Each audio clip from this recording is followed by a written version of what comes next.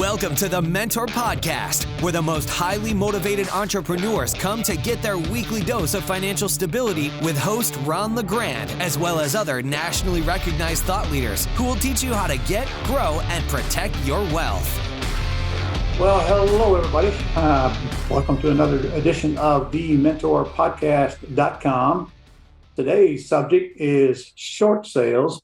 And beside me, you see Mr. David Randolph, who I haven't known very long. We're both members of a mastermind group that we attend, which, by the way, costs probably more than your entire training for real estate. But we get a lot of good out of it and a lot of relationships like this one.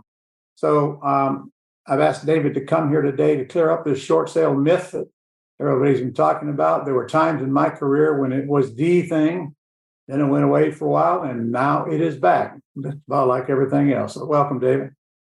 Hello, Ron. I'm really honored to be here with you and stuff. I've known you for a long time. You may not have known me, but I've known you. I've got about all your material, Pretty House, Ugly House, Axe, everything, in there. I've followed that and stuff. But in light of that, though, I have been doing short sales for 13 years. I started in the crisis of 2009 with short sales. And so that's how I started buying houses. And I just got really, really good at it over the years. Mm-hmm. All right, let's start with exactly what is a short sale, because I can tell you if you ask 10 people that are new, you'll get 10 different answers. Well, I'll tell you what, I'm going to give you a definition. Well, let me kind of clarify this too a little bit. I'm not a realtor. Okay. I'm not an attorney or accountant. I am an investor. I'm an entrepreneur, right? You like those kind of people, Ron. We're entrepreneurs. And so, when I talk about short sales, I'm talking about doing this for you as an investor. Okay. This is not a short sale on the MLS where the realtor's already messed it up. This is you working with the family to stop the foreclosure and then negotiating directly with the bank. And when I do that, I make $50,000 to $150,000 profit on each house. And so that's how I've been buying my houses for many years. If I wholesale it, I make about 80 grand. If I do that rehab, and I know, Ron, that's a dirty word for you, rehab. Okay. Because you don't have to rehab, but I can make 150,000, when I do that. Okay. So I'm sorry. Where do you live? St. Louis, Missouri. St. Louis, Missouri. All right. Well, that's certainly should grab everybody's attention, because that's quite a big chunk to make on a single family house.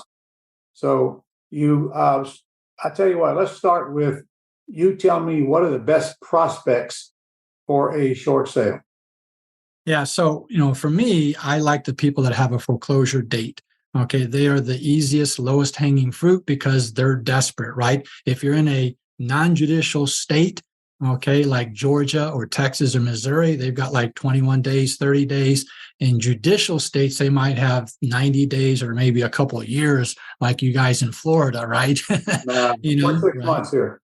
Yeah. Okay. Yeah. And so, there's a little bit longer time frame with it. And so basically, I like to go after those people because they're the easiest to talk to. Now, what does that mean as far as how can you take that foreclosure notice, that foreclosure person, and do a short sale? What is a short sale? Well, most people say, you ask any real estate investor, what's a short sale? And they're going to say, well, it's when you owe more than what it's worth, right? That's your typical definition. They owe more than what it's worth. Yeah. Nah, that's dead wrong, Ron. It is not. It is when they miss one house payment. You miss one single house payment and you can do a short sale. It doesn't matter that they're underwater. It does not matter that they owe more than what it's worth. That's not what it's about. Ron, when we talk to people, it's about what is their life situation. If they're walking away from this house, it doesn't matter what kind of equity is in that house. You can still do a short sale with the bank if you are able to convince the bank it's not worth very much money. For example, I did one in St. Peter's that I bought for $29,600 and I sold it for $275,000. Okay. And the loan was $196,000. So the amount that you do for the short sale is not a function of how much is owed on the loan. Okay. Now I did do an $80,000 rehab on that, so I had $100,000 in it, but I could have wholesaled it. I could have kept it as a rental. and stuff like that. So for me, the short sale is anybody with a foreclosure date, period, who's willing to let me do the short sale. Black Knight did this study of 30 years of foreclosures. 30 years, people that had 40% equity in their home, 40%, they could snap their finger and sell that house on the MLS. 1/3 of those, Ron, went to foreclosure anyway. So as you know, it's not about the price of the house, it's about the family that needs help. And so that's why I do short sales, is to help families out and make a lot of money doing it. All right. So your favorite target is people that are in foreclosure or about to be in, behind on payments, or either? Correct. Yes. I mean, I like to see the published foreclosure date. Okay. So that they know the end game is up. No more stalling. All right. Well, I'm not sure everybody would think like that. They all think, well, I'm going to get out of it. I'm not concerned. I got several months left. Like I remember back when I was buying houses myself. Well, I'm still buying them today, but back then, back in the 80s, almost everything was a foreclosure. Okay. And I remember I used to go into people's houses and then I'd get there and I explain everything to them and they say, we're not worried, the Lord will provide. I got to where I'd say, how do you know he didn't send me? And how many of me's do you think he's going to send before he's going to give up on you? But now people think funny when they get into distress situations. So anyway, tell me exactly, what is a short sale? Well, basically, a short sale is where the homeowner, if he were to try to sell his home, he has to pay off the mortgage lender. He has to pay off any HELOCs he might have. He's got to pay off any credit card judgments. He's going to pay off any HOAs. So there's a lot of bills that are associated with a homeowner trying to actually sell their home. And if they were to do that on the MLS, if they were to sell that house and get the money from it, it's not enough to pay everybody off. So therefore, what we do is we talk to the mortgage lender, the bank, okay, and say, hey, you guys screwed up. You're a big business. You lent money to this poor little family and you shouldn't have lent it to them. Now look what happened. They can't even sell their home and get out of this. So you, Mr. Big Bad Bank, you're going to have to take a cut on your loan. You're going to have to reduce your loan. Give me a payoff letter for $29,600, okay, and let these people go on with their life. Okay, don't foreclose on them. Don't put that on their credit score. Don't have that happen to them. And that's basically what you do in a nutshell. So first you find a seller that's in trouble. Then you tell the seller, I'll pay blank for the property if I can get the bank to accept the discount. And then you get the agreement signed, and then you go to work with the bank.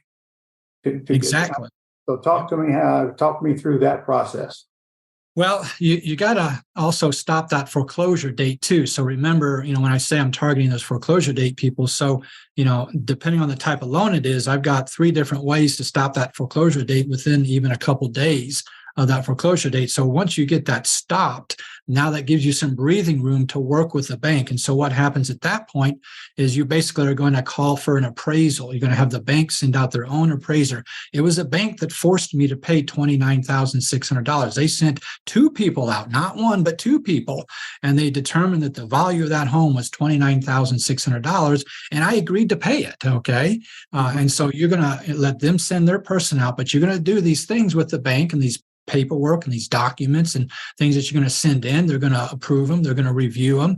You're going to dispute what it is. At first, they wanted $196,000, for the loan at first, but then you dispute this and you end up finally at the very end where, you have some agreement, somewhere in between, where you may have started at and the $196,000 type number. And it's a long process and a lot of paperwork, but you basically, get the forms from the bank. You turned in realtor document forms and a whole series of things that you do give to the bank. So does the bank still want the house to be listed before they'll discount it? Absolutely not. No way. Matter of fact, Ron, all my short sales, they're not with a realtor on the MLS. The realtor has already screwed it up. Pardon my French. They've already messed it up. They usually list the home for the loan value. And now the realtor's told the bank that it's worth a lot of money. Instead, I put my house out there at $32,000. Okay. But what we do, Ron, is that I'm not saying 32 is a fixed number. I'm just saying on that, my example, that's what I listed it for. And so basically what I'm saying is that we have a buyer, which is you. So I am the negotiator and I am the buyer. Now, when I say that, Ron, you know very well about land trust entities and other things. David Randolph, manager, David Randolph, president, So when I say you're the negotiator and you're the buyer, well, it's your entity that's the buyer. So you're doing a direct negotiation. So you give that bank a purchase sale right up front. Don't let the bank think that it's not covered by a buyer.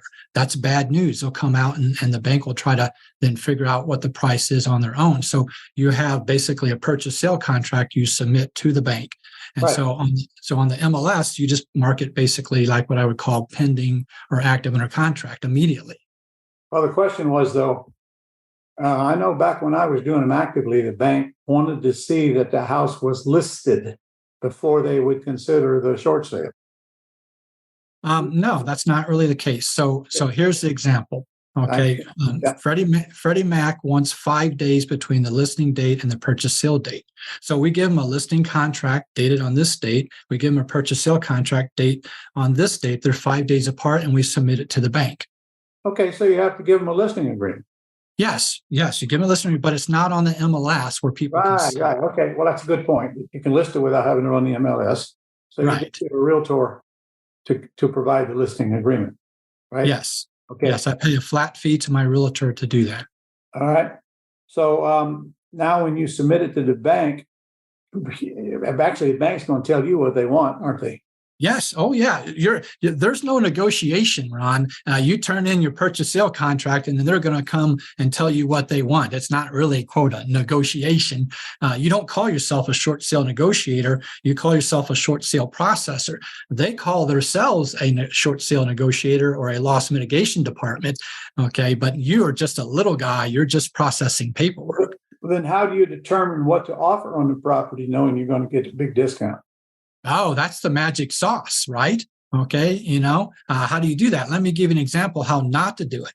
Let's take the particular house. If you look at the sold comps and in that subdivision or nearby that home, all the sold comps sold at the same dollar per square foot, say $110 per square foot on every single home. That's not a good candidate for you to do a short sale. Let's find homes that sold at $50 a square foot and homes that sold at $150 a square foot.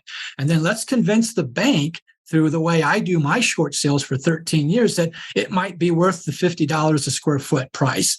Okay, now I own it. I'm going to scrub it up a little bit or whatever I'm going to do. And I'm going to now target that $150 a square foot, price range to sell the home at. So that's what we might say is an ideal candidate. All right. So you provide low comps and big list of repairs. And real big. Big repair costs. Retail pricing, Ron, yellow pages. But then you still have to determine what to offer. And of course, that's going to be based on the art and the repair cost and how much money you want to make this week. Exactly. And here's the formula that I use to do that. Okay. So Ron, you know what Mayo is, right? I know. I invented it. Yeah. Exactly. Right. Exactly. So maximum allowable offer. So we know that basically, and I'll use the general formula that you have for it, it's 70% times the ARV, okay, minus the repairs. So here's how I teach people and do my short sales is let's do Mayo. What is that Mayo number? So you come up with some dollar number for Mayo. Cut it in half. Cut it in half, Ron. Now, Ron, if you're not laughing at that number, if you don't laugh at it, cut it in half again, and then turn that into the bank. Then turn that price into the bank. That's your quick, short way to do it. So you're saying if my price doesn't embarrass me, it's not low enough. Exactly. You got it, Ron. You know that. Okay. All right. Then when you turn it into the bank, and then how long do you, on the average, it take the bank to make a decision or come back to you and tell you to jump in the lake? Well, that's kind of the problem is, this whole total process can be 3 to 6 months. So don't, quit your day job, right? It takes 3 to 6 months. Now, the other issue is we don't care when we get the house. We ain't living in it, right? And so therefore we'll dispute the loan, and we'll dispute it again, and we'll dispute it again. So we could drag this to 6 months. Maybe we might drag it to 9 months if we're still making traction with the bank to be able to dispute that loan and get a new value. Then we'll keep on doing it, because it's just inventory for us. Once you get a backlog, we don't care when they pop off, right? So if when I still best prospects, I found that the best prospects are those that needed a lot of work. And that the pretty houses don't need hardly any work are going to be hard to discount down to where I'd pay cash for them. True or false in your world? Absolutely false. And in 2015, I wanted to try to prove that and find that out. So I did a short sale on a pretty house that was only 8 years old, had granite countertops. Everything was perfect in that house. And I was able to buy it for $110,000. Okay. Now I felt embarrassed, okay, because I am a rehabber. And so I wanted to finish the basement. I just felt like I have an unfinished basement, and rehabbers finish basements. So I put $30,000 in it. Okay. So I bought it for $110,000. I put $30,000 in it. So I had $140,000 in it. I sold that house for $220,000. Okay. $80,000 profit. Now, take another example. You're going to like this one, Ron, because you know everything, and so you'll understand this. Maybe everybody listening won't understand this, but I did another short sale on a house that was so pretty, okay, that I bought it for $275,000, and I did nothing to it but replace the outlets in the basement. Some kids had stolen the outlets out of the finished basement, and the wires were hanging out. And I'm like, I'm not going to sell a house with wires hanging out. So I had, put new outlets in. That's all I did. Bought it for $275,000, sold it for $375,000, Ron, $100,000 profit with no work. Okay. Now, you ready for the kicker? No, I haven't got the kicker. Here's the kicker, Ron. You're going to love this. I did this in my Roth IRA. Perfect. Exactly. And so it doesn't have to be an ugly house.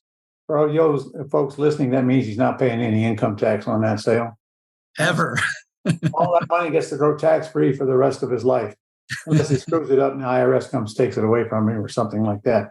Yeah. All right. So that house you just mentioned, what was the actual ARV on the house? It was about probably $450,000. No kidding. Okay. And the loan was in the twos? The loan was, I think the original loan was around $550 or something. So they took a heck of a discount, didn't they? They always do. They always do, Ron, for 13 years. If you know how to do that negotiation with the bank, they always do. Well, Dave, I always thought that if the bank wants to take the house back when there's a lot of equity in it, so they can make money. That's not true. Well, you don't want the bank to see the equity in it, Ron. Well, why would you show them the equity, Ron? I wouldn't, but the point is, some people think that the banks want the houses back. Why would they want to have the bank house after they get it? Because they're not in the business of owning houses. They'd rather have COVID than take that house back. Exactly. Yes. They care less about any so-called equity anyway. By the time they get around, get it sold, it'll be gone. They can't even manage their own loans, more or less own a house. Yeah, that's the last thing a bank wants is a house. But still, they're not. Well, I was going to say they're not stupid. That might not be the right statement there, but I can tell you that sometimes you wonder if there's any life forms on the other end, because they certainly don't understand real estate business, which is good for us, I guess. Exactly. So you advertise that you buy houses through multiple different ways, and then when you find the ones that are having a issue with payments or payments behind, you head for the short sale route. And then the rest of them, your strategy, it does not involve the bank. Is that true, or do you just do short sales? You know what, Ron? There's that whole creative finance area, and this is all sub 2, and you hear about all this kind of stuff, and that's great, and that's fine, and that's a method. It was actually there a long time ago, back in your earlier days. It's not new to anybody. It's been there forever. But here's the problem. When I've got the ability to take this little niche market of a short sale, which is inside of creative financing, which is where they owe too much. And I got the ability to convince the bank that instead of 196,000, it's 29,000. My little niche just widened out and just pushed out the most of the creative financing stuff. If the homeowner says, I'm done with this, I don't care what you do, then it now became a short sale, and I don't care about taking over a loan at $196,000. Okay. Okay, but still, do you do deals outside of short sales? Yeah, I mean, I do some deals. People know me, and so they bring houses to me. Mm-hmm. So you buy them on terms, and yeah, sure, yeah. And I also like to sell them on terms too. Right, buy on terms, sell on terms. Exactly. Buy for cash, sell for cash. I heard that word. Yeah, no, so that homeowner that doesn't say, I'm done with it, just get rid of it, then that's what you have to do. It's always about what the homeowner wants. So, Dave, does your marketing target people that are behind on payments or in foreclosure? It targets purely those with a foreclosure date. So, for example, I only do direct mail. I don't have the SEO stuff down. Not even good at bandit signs either. I just pay this old lady to write letters to the publicly published foreclosure people with a name and an address. And I mail a letter and they call me, Ron. That's it. Okay. That's my extent. And you get their information off of your county records? Yeah, publicly, yes. That's what your old lady does for you and then mails them? Yes, yeah, because, like you say, Ron, the less I do, the more I make. So I pay people to write my letters. Darn, okay. Somebody read that book, huh? Yeah, I got 3 of them, I think, from you, But your process is so simple. It is. Letters to people that have been filed foreclosure on is so simple. Yes. Yeah. Very simple. And of course, what state you live in is going to determine how motivated they are based on what time frame they know they got left before somebody's going to put them out on the streets. Exactly. Hopefully, you live in one of those states that's a short time frame. Yes. All right. So, do you say you have a little old lady mail the yellow letter? So that costs just about nothing except the cost of the mail, of course. Do you just mail them one letter, or do you mail them a sequential? In my county, I'm only mailing to 40 people a month. That's all we have. And I just want one out of the month. Next month, there's another 40. So I'm only mailing to 40 people. So Ron, I do 3 letters, okay, in 21 days. So Missouri is a 21-day foreclosure state. So I do 3 letters. Okay. And that's it. Yes. So how you start with the first one? Did you say you're in a 21-day foreclosure state? Well, yeah. I mean, Georgia's only 30. Texas is only 21. Now, I know you're in Florida, Ron, and so Florida's totally different. I didn't know Missouri was that short, though. Yeah, it's just like Texas, 21 days. Yeah. It's a non-judicial state, so you got to be really quick. But, it's okay. We can do that. I've got 3 different ways to stop the foreclosure. If it's a VA loan, I know how to do it that way. If it's an FHA loan, I know how to do it. If it's, different kind of loan, there's different methods to call up and get that stopped almost immediately. Yeah, of course, they got some equity. You can always bring their payments current and take over their debt, which is the most common thing people do with foreclosures. But you know what? Yeah, you could probably do that and do a short sale, couldn't you? Of course, short sale means you got to pay the bank cash. That's okay. I had no problem getting $29,600 for that house to buy it. Which, Ron, actually, that's a great point. I'm glad you brought that up. So many people have a myth about short sales. They think that you have to pay cash for the house. I never pay cash for a house, Ron. I never use my own money. You can get a loan to buy a short sale. Here's the trick, Ron. Turn your purchase sale offer in cash as is. But when you come to closing, nothing can stop you from getting a loan. That's any realtor board contract, any state of any United States place, you can come to closing with a loan. So you offer cash as is. That's your trick. But when you come to the HUD statement, to the closing, you can get your hard money loan. You can get your private lender loan. You can get whoever you want to. Well, that's what I meant, sir. And sometimes I forget that how simple we got to keep this. But that's what I meant. You can put it under contract. You could bring the payments current if you want and get a loan to pay off the balance, or you could just bring it current and leave the loan on there and take it over and start making payments. That all depends on the math, of course, and the repairs. I've got one right now where I've got to decide which one I want to do, but I'll make the decision. All right. So when you contact these people, you go out to their house, you get a contract. Now, what do you need to collect from them to approach the bank? What's the bank going to want from you on the average? Yeah, so every bank has a request for mortgage assistance form. They call it RMA or UBA, and it's a form that they just check and says, I want to do a short sale. Here's my name and address. And then you're going to put down things like your pay stubs and your bank statements. Because if they got like $100,000 in the bank, okay, they're not going to do a short sale, right? If they're rich people. And so you got to prove to them that they ain't got nothing. And Ron, they never got anything, right? It's $100 in there. Be behind. Yeah. Exactly. And so you have to give the bank the RMA form and a hardship letter, pay stubs, bank statements, and then the trick part is the realtor documents. So here's the realtor documents you have to give the bank. You're going to give them a listing agreement. You're going to give them a purchase sale contract. You're going to give them a purchase sale short sale rider, and then you're going to basically give them a HUD statement. And so those are documents that they have to be able to look at that. A HUD statement meaning a closing statement? A preliminary one that you make up on your computer. They just want to see that the seller's not getting any money, huh?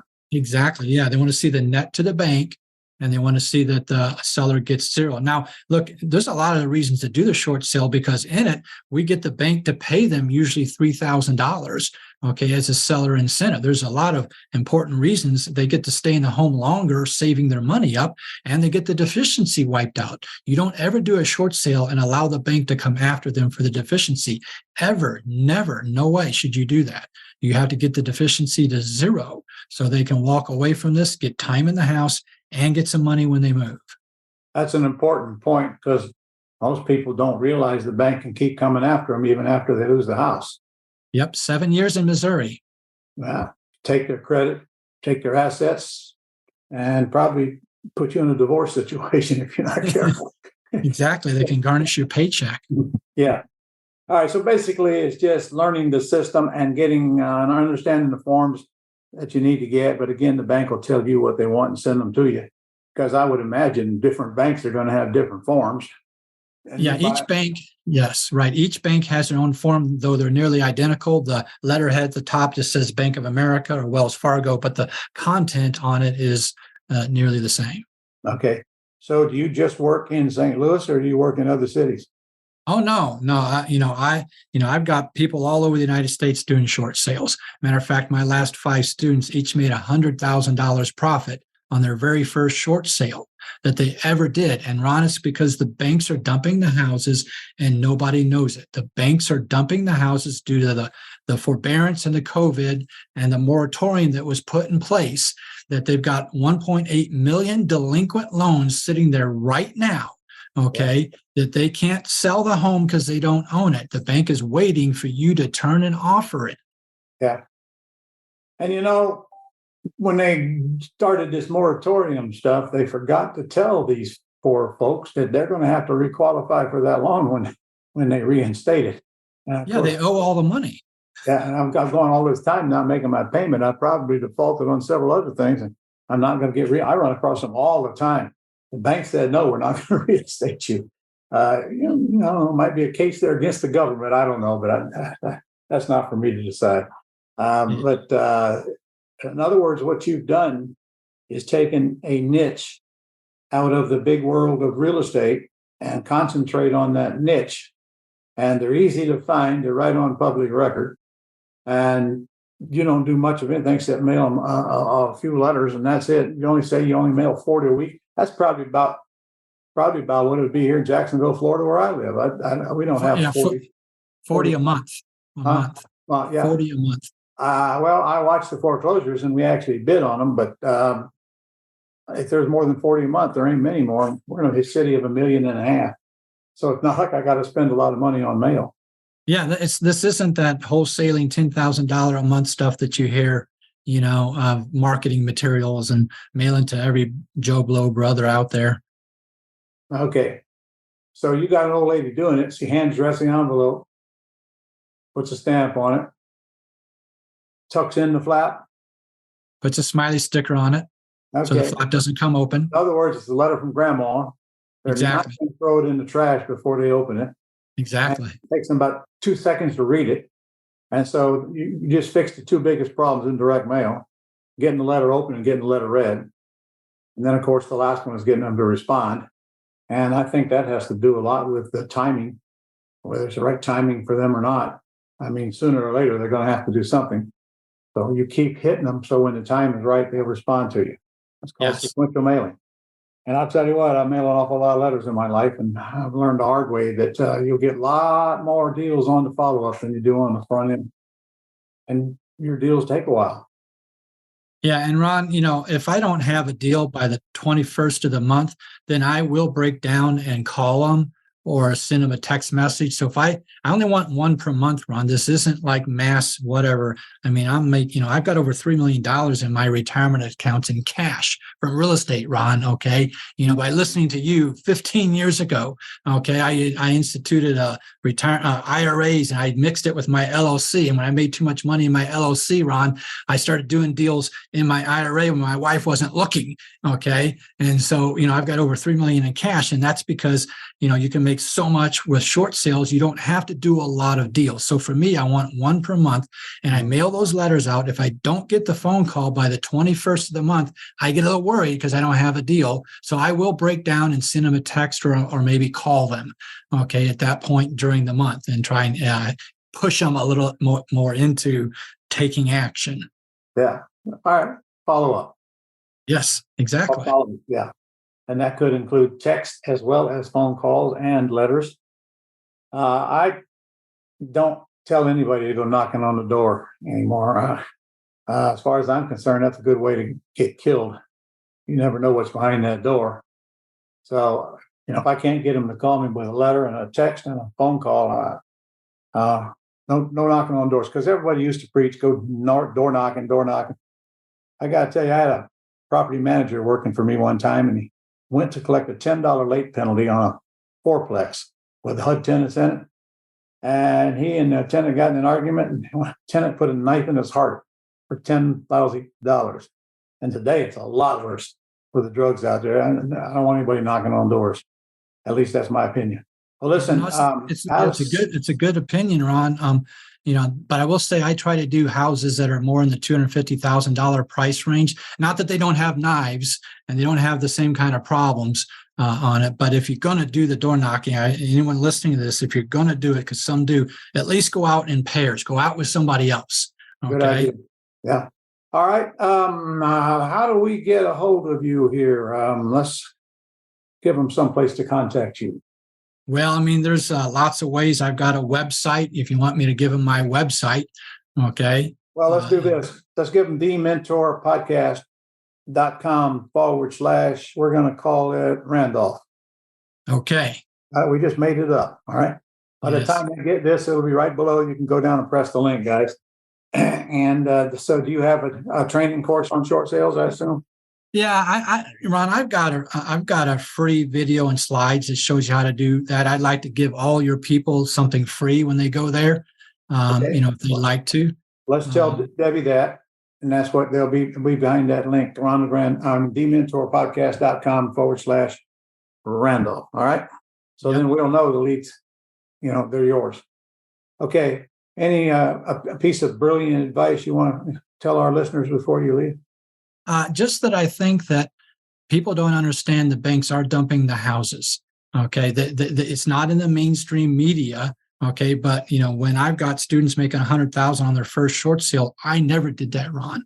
And when I started, right. And so the whole thing is that the banks are desperate because they got so many loans. So that's probably the one thing I'd say is, look, you got a lot of methods in real estate.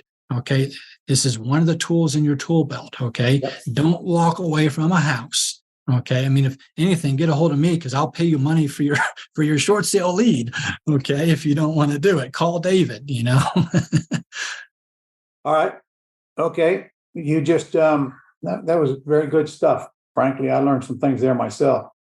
And that's the whole point of doing these, so people can actually see there's always a different way to do things. And yeah, in your case, you're so narrowly targeted. I love that idea. I hate to be broad, trying to work with everybody. Narrow the niche down and save a lot of money in time, save a lot of money in marketing, save a lot of grief as well, because you know your niche so well that you don't even have to think too hard to figure out what to do next. So it's good information, Dave, and I appreciate it. All right. Well, I bet I'll be doing another podcast with you sometime in the very near future. I'd love to dig into the details of what percentage do the banks accept for the appraisal.